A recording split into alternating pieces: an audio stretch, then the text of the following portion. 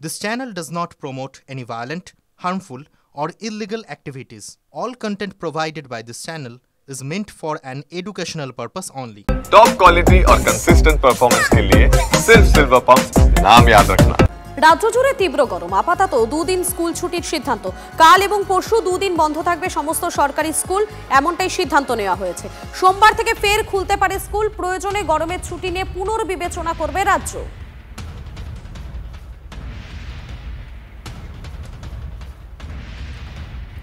রাজ্য জুড়ে তীব্র দাবদাহ এবং সে কারণেই আগামী দুদিন স্কুল বন্ধের সিদ্ধান্ত নেওয়া হয়েছে। সোমবার থেকে স্কুল খুলতে পারে, কিন্তু সেক্ষেত্রেও একটা পুনর্বিবেচনা করবে রাজ্য। কেননা যেভাবে তীব্র দাবদাহ, যেভাবে গরম, তাতে দুদিন ছুটির সিদ্ধান্ত নেওয়া হয়েছে।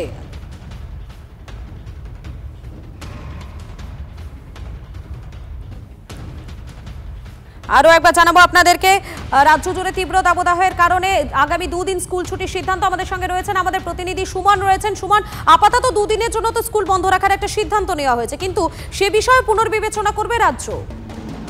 না দেখো, দুদিন ছুটি থাকছে, অর্থাৎ আগামীকাল এবং পরশু ছুটি থাকছে, তারপরে রবিবার সোমবার স্কুল খুলতে পারে। কিন্তু যদি পরিস্থিতির উন্নতি না হয়, এইভাবে যদি তাপপ্রবাহ এবং তাপদাহ সেটা কন্টিনিউ হতে থাকে, সেক্ষেত্রে কিন্তু আবারও পুনর্বিবেচনা করা হবে। তবে আপাতত শুক্র শনি দুদিন ছুটি থাকছে। বর্তমান রাজ্য সরকারের যে সিদ্ধান্ত, সেখানে সোমবার স্কুল খুলতে পারে। তবে পরিস্থিতি যদি আরো অবনতির দিকে যায়, যদি গরম বাড়ে, তাহলে সোমবারের ব্যাপারটাও ভেবে দেখা হবে।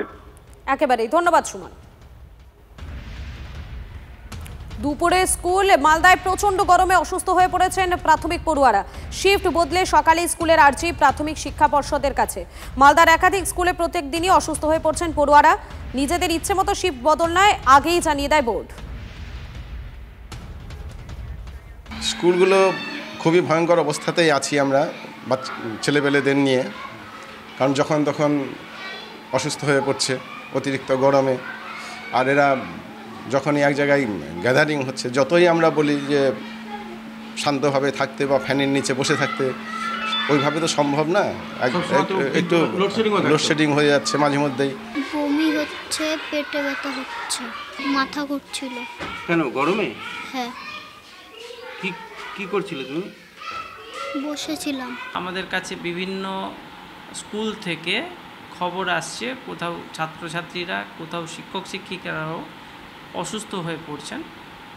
সেই জন্য এই পরিস্থিতিটা বিবেচনা করে আমরা গতকালই বোর্ডের কাছে আমরা একটা মর্নিং শিফট করার জন্য সারা জেলায় একটা আমরা পাঠিয়েছি, একটা সাবমিশন করেছি।